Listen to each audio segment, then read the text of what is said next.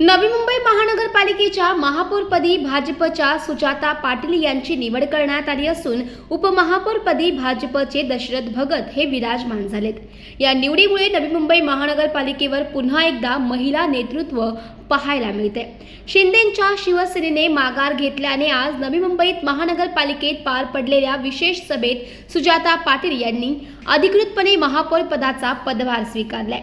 पदभार स्वीकारताना त्यांनी नवी मुंबईच्या सर्वांगीण विकासाला प्राधान्य देणार असल्याचं जाहीर केलं। शहराचा विकास, नागरिकांच्या मूलभूत सुविधा, स्वच्छता, आरोग्य, शिक्षण तसेच पायाभूत सुविधांच्या बळकटीकरणासाठी आपण कटिबद्ध असल्याचं त्यांनी यावेळी सांगितलंय। महापौर सुजाता पाटील म्हणाल्या की नवी मुंबईचा विकास हेच माझं ध्येय आहे, हेच माझे ध्येय आहे, हेच माझे ध्येय आहे। सर्व नागरिकांना सोबत घेऊन पारदर्शक सर्व घटकांना महापौर सुजाता पाटील यांनी म्हटलंय की नवी मुंबईचा विकास हेच माझे ध्येय आहे। सर्व घटकांना सोबत घेऊन पारदर्शक आणि गतिमान कारभार करण्याचा माझा प्रयत्न असेल। उपमहापौर दशरथ भगत यांनीही नागरिकांच्या अपेक्षा पूर्ण करण्यासाठी महापौरांसोबत समन्वयाने काम करण्याचा निर्धार व्यक्त केलाय। आज या पवित्र सभागृहात आदरणीय देशाचे पंतप्रधान नरेंद्र मोदी साहेब, देशाचे राष्ट्रमंत्री नितीन आणि महाराष्ट्राचे मुख्यमंत्री देवेंद्रजी फडणवीस साहेब, आदरणीय गणेशजी नाईक साहेब, आदरणीय संदीपजी नाईक साहेब, संजीवजी नाईक साहेब, सागरजी नाईक साहेब यांच्या सर्वांच्या विश्वासाला साथ देत आणि त्यांनी दिलेल्या संधीला आज मी स्वीकारलेला आहे आणि ह्या पवित्र अशा महापौर पदाचा मी पदभार सांभाळलेला आहे। मी माझ्या भाषणात मगाशी परिपूर्ण असं नवी मुंबईच्या विकासाच्या दृष्टीने माझ्या ज्या कल्पना आहेत, संकल्पना आहेत त्यांच्याविषयी सांगितलं। आदरणीय गणेशजी नाईक साहेब आणि नवी मुंबई हे समीकरण अबाधित आहे। त्यांनी जी पावलं नवी मुंबईसाठी आतापर्यंत उचललेली आहेत ती नेहमीच योग्य आहेत आणि त्यांच्या मार्गदर्शनाने जे काही विजन त्यांनी नवी मुंबईसाठी पाहिलेले आहेत त्या मार्गदर्शनाखाली मला या महापौर पदाचा पदभार सांभाळताना कार्य करायचं आहे। मी एक सुशिक्षित M.Com शिकलेली महिला आहे। गृहिणी म्हणून, एक नगरसेविका म्हणून माझा प्रवास खूप सक्सेसफुल झालेला आहे आणि अशाच पद्धतीने मी आता सक्षम समजते की मी ह्या महापौर पदाचा पदभारही सांभाळते। प्राथमिकता महिलांची सुरक्षितता, स्वच्छता, पाणी पुरवठा, आरोग्य सेवा, ज्येष्ठ नागरिकांसाठी सुविधा अशा बऱ्याच प्राथमिक स्वरूपातल्या गोष्टी आहेत ज्या प्रामुख्याने परिपूर्ण करण्याचा माझा आणि समवेत उपमहापौर साहेबांचा नवी मुंबईसाठी ध्येय असणार आहे। प्रशासन सामान्य नागरिकांच्या सूचना ऐकून पारदर्शक, संवेदनशील आणि गतिमान होईल यासाठी आम्ही प्रयत्न करणार आहोत। प्रशासक कार्यकाळानंतर आज महापौर पदावर आपण विराजमान झालाय, काय आव्हान वाटतंय का तुम्हाला? आव्हान तर प्रत्येक क्षेत्रात असतंच, कारण हा 5 वर्षाचा बॅकलॉग जो आहे पण आमचे नेते गणेशजी नाईक साहेब हे प्रत्येक आठवड्याला प्रत्येक भेटीमध्ये महानगरपालिकेमध्ये आयुक्तांसमोर बसून नवी मुंबईच्या विकासासाठी त्यांनी उपाययोजना केलेल्या आहेत। पण हा 5 वर्षाचे प्रशासकांच्या कारकिर्दीत झालेला आहे ते नवी मुंबईच्या दृष्टीने थोडं जरी कमजोर असेल तरी आम्ही यापुढे नवी मुंबईला उंच शिखरावर नेण्याचा परिपूर्ण प्रयत्न करणार। 24/7 महापौर म्हणून तुम्ही नागरिकांसाठी उपलब्ध असणार आहात का? नक्कीच। हे पद नवी मुंबईच्या जनतेसाठी आहे आणि त्या जनतेसाठी 24/7 मी उपलब्ध असणार आहे। त्यांच्या समस्या, त्यांच्या सूचना आणि त्यांच्या मार्गदर्शन हेच आमचं पुढचं ध्येय ठरवणार। मॅडम, AQI हा एक मोठा विषय आहे ना। NMMC कमिशनरची सॅलरी पण कट करावी असा हायकोर्टने निर्देश दिलेले आहेत। तर एअर क्वालिटी खूप खराब झालेलं आहे नवी मुंबईचं, 300वर होतं का? तर ह्याबद्दल तुम्ही काय करणार आहे? आता तुमची योजना काय, म्हणजे तुमचं विजन काय? हवेच्या प्रदूषणासंदर्भात आणि एकंदरीत प्रदूषणासंदर्भात काय भूमिका असणार? सगळीचकडे प्रदूषणाची समस्या वाढत आहे। पर्यावरणाचा समतोल राखणे जास्तीत जास्त वृक्षारोपण ह्यावर भर देणे आणि आत्ता मी हा पदभार सांभाळलेला आहे. या डिपार्टमेंटशी मी कॉर्डिनेट करेन आणि ह्याच्याविषयी काय काय उपाययोजना करता येतील ह्यांचं त्यांच्याशी मी डिस्कस करेन आणि लवकरच 1 महिन्याचा वेळ द्या मला. त्याच्यानंतर मी तुम्हाला याच्याविषयी आम्ही काय उपाययोजना आखणार आहोत त्या संदर्भात मी तुम्हाला पूर्णपणे परिपूर्ण माहिती देईन. नवी मुंबई शहराचा विकास करण्याचा तुम्ही जो विश्वास दाखवलाय, ध्यास घेतलेला आहे, तर हा विकास साधताना ज्या पक्षाच्या विरोधात तुम्ही महापालिके निवडणुका लढलेल्या आहेत त्या पक्षाच्या लोकप्रतिनिधींना किंवा तुमच्या विरोधकांना सोबत घेऊन तुम्ही काम करणार आहात का? त्यांना कशा पद्धतीने विश्वासात घेणार आहात? निवडणुकांचा काल संपलेला आहे. प्रत्येक प्रभागातून जनतेने प्रत्येक सदस्य निवडून दिलेले आहे. आता जे सदस्य सभागृहात आलेले आहेत ते जनतेचे सेवक आहेत आणि जनतेचे सेवक जेव्हा काम करणार आहेत, जर विकासाच्या दृष्टिकोनावर काम करायचं असेल तर नक्कीच सगळे एकत्र येऊनच काम करतील आणि नवी मुंबईचा विकास हा हमखास होणार आहे. वाढत्या FSI नवी मुंबईची गर्दी अनन्वित अशी वाढते अशी भीती नाईक साहेबांनी व्यक्त केली. त्यांनी मुख्यमंत्र्यांकडे मागणी केली आहे की नवी मुंबईमध्ये जो वाढता FSI दिलाय तो कमी करण्यात यावा. आपली भूमिका काय असेल? ज्या पद्धतीने तुम्ही प्रश्न विचारला त्याच्यातच तुमचं उत्तर आहे की आदरणीय दादानी देवेंद्र फडणवीस साहेबांशी याविषयी बोलणं झालेलं आहे. त्यांचं अभ्यास माझ्यापेक्षा दृढ आहे आणि त्यांनी जर ह्याच्याविषयी ऑलरेडी पावलं उचललेली आहेत तर नक्कीच ते जनतेला त्याचं काहीतरी ठोस असं उत्तर मिळणार आहे. विरोधक देखील स्ट्रॉंग आहेत, त्यांना आपण नाकारलं नाही जाऊ शकत, तर त्यांना टॅकल करण्याची क्षमता तुमच्यात आहे का? विरोधक जेव्हा आपण नवी मुंबईच्या विकासासाठी बोलणार आहोत, प्रत्येक प्रभागातील कामांसाठी बोलणार आहोत, एखाद्या विरोधकाच्या प्रभागात काम होणार आहे तो तर मला विरोध करणार नाही आणि जरी विरोध झाला तरीही मी इतकी सक्षम आहे की हे कार्य नक्कीच भार सांभाळू शकते. आदरणीय गणेशजी नाईक साहेबांनी नवी मुंबईला खूप मोठं विजन दिलेलं आहे आणि त्या विजनच्या अंडर राहून नवी मुंबईचा विकास हा एकमेव माझा विजन असणार. आपण आता दशरथ भगत यांची एक बाईट घेऊया. आनंद वाटतो.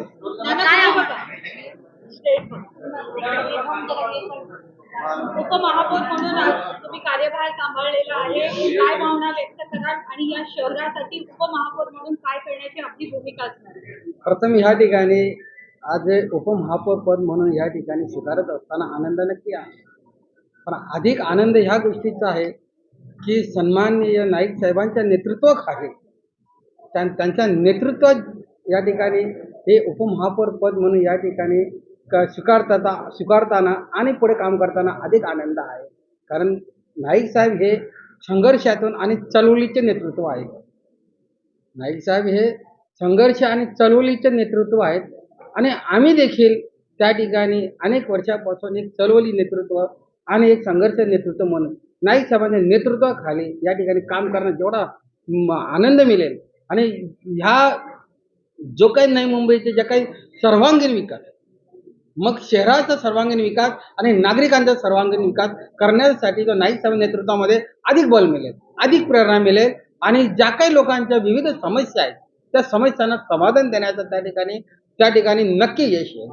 शिवसेना देखील चांगल्या संख्याबळाने निवडून आलेली आहे, मात्र आज त्यांनी आपल्या उमेदवारी अर्ज मागे घेऊन एक हात पुढे केलेला आहे, तर त्यांच्यासाठी विरोधकांसाठी कशी भावना असणार आहे सभागृह? वास्तविक सभागृह सर्वांचा आहे.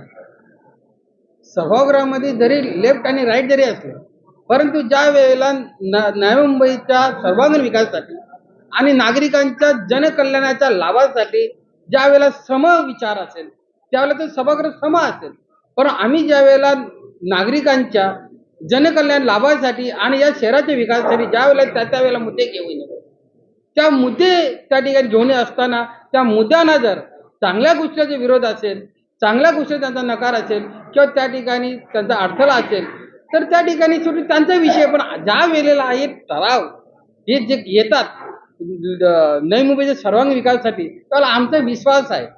जसं आज ते सोबत आले तसं परत सोबत येते आणि त्याचं स्वागत आहे आणि आम्ही त्यांचा आभार मानतोय की त्यांनी आज या ठिकाणी बिनविरोधसाठी म्हणजे केंद्रात सोबत आहोत, राज्यात सोबत आहोत.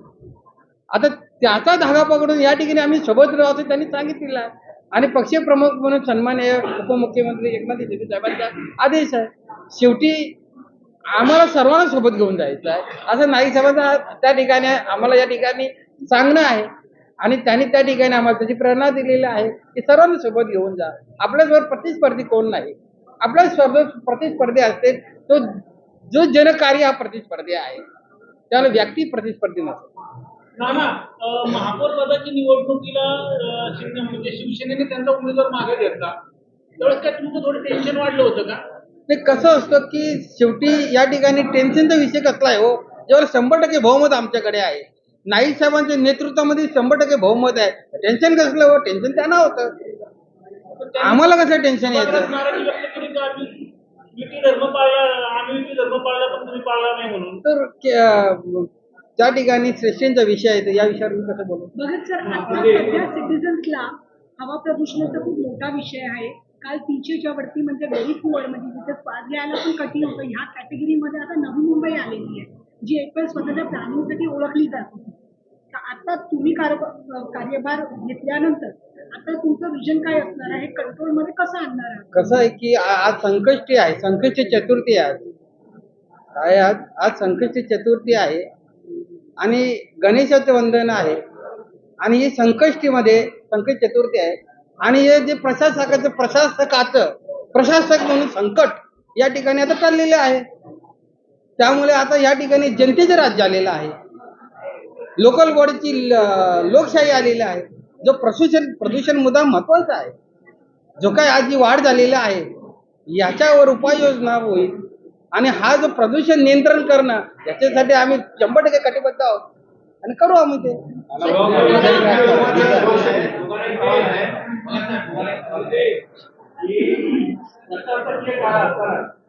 अनेक असे निर्णय घेतले गेले की त्याच्यावरती लोकप्रतिनिधींनी नवी मुंबईला संशय व्यक्त केला. अनेक निर्णय हे मंत्रालयाच्या इशाऱ्यातून झाले. या संदर्भात आपण आता नवे लोकप्रतिनिधी म्हणून नवे महापौर या प्रकारांची काय करणार? बघा, सभागृह हा सार्वभौमत्व आहे. सभागृह सर्वोच्च आहे. ज्या काही गोष्टी मागे घडलेल्या आहेत त्याचं विश्लेषण, त्याचं अवलोकन, त्याचा रिडिंग, त्याचा रिपोर्ट घेतला जाईल. आणि नाईक साहेबांच्या माध्यमातून ज्या काही त्या ठिकाणी जे काही घटना योग्य अयोग्य उचित अनुचित जे घटना घडलेल्या आहेत त्याचं विश्लेषण करून नक्कीच त्याच्यावर जो काही योग्य आहे त्याचा सन्मान आहे आणि अयोग्य आहे त्याच्यासाठी उपाय आहे. प्रशासकीय कारभाराचा तुम्ही ऑडिट करणार आहात थोडक्यात?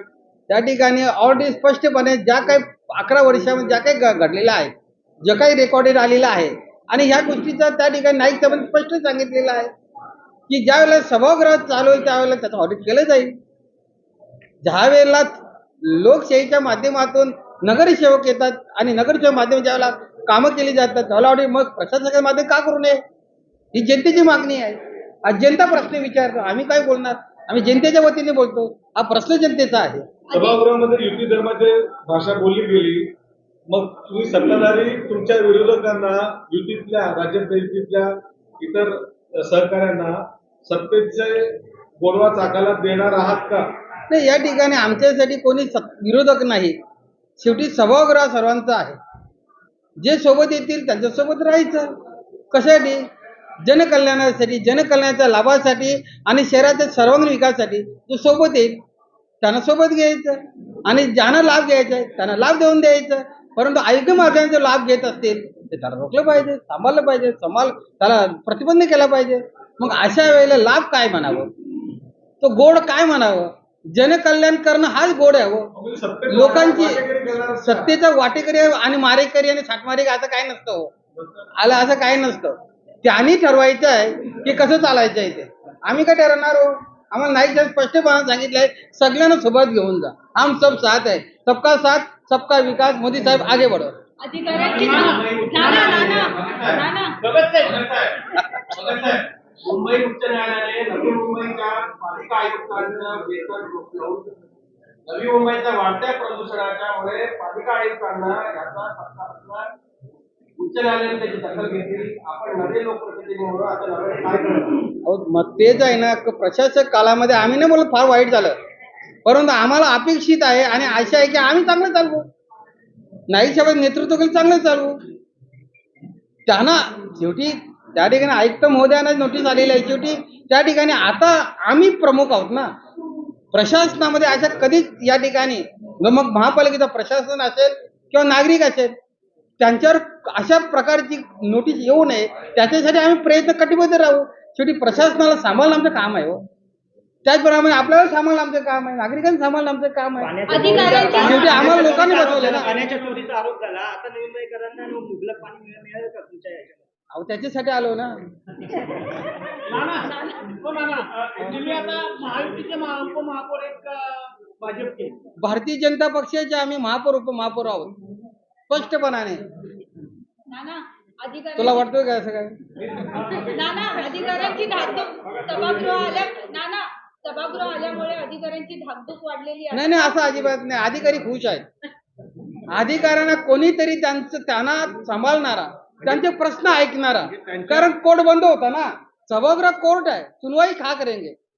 जर सभागृह नाही मग त्यांचे कोण आहे? इथला जो स्थानिक कर्मचारी आहे, स्थानिक प्रशासन आणि डेप्युटी प्रशासन हे दोन आहेत. आम्हाला दोन्ही सारखेच आहेत. म्हणून त्यांना आज आनंद आहे, दोघांना आनंद आहे की आमचं कोणीतरी ऐकेल. कारण ते आता ते वन विंडो होती ना. आता